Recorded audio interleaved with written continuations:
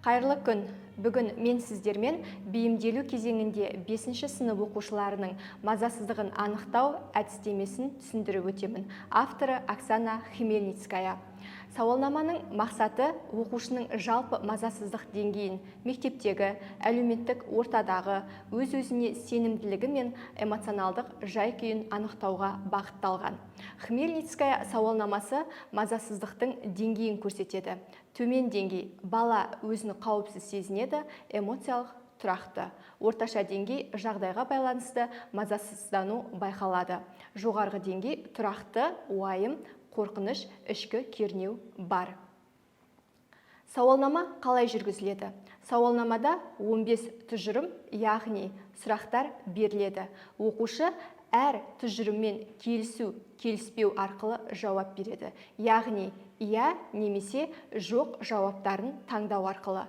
Жауаптар балмен есептеледі. Нәтижелерді өңдеу барысында 1-ші, 4, 5, 6, 8, 9, 10, 12, 13, 14, 15-ші сұрақтарға бала иә деген жауапты белгілесе 1 ұпай беріледі. Егер бала сұрақтарда 2-ші, 3-ші, 7-ші, 11-ші сұрақтарға жоқ деген жауапты белгілесе 1 ұпай беріледі. Нәтижені өңдеу. Жиналған балға қарай мазасыздық деңгейі анықталады.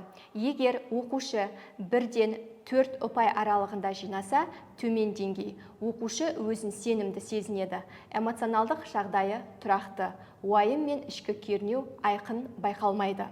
5-7 ұпай аралығында жинаса, орташа деңгей. Мазасыздық жағдайға байланысты пайда болады. Бұл жас ерекшелігіне сай қалыпты деңгей. Бірақ кейбір стрессорларға сезімталдық бар.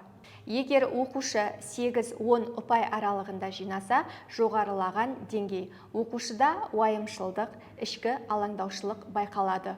Оқу, қарым-қатынас немесе бағалауға байланысты мазасыздық жиі көрінуі мүмкін. Психологтың бақылау мен алдын алу жұмысы қажет.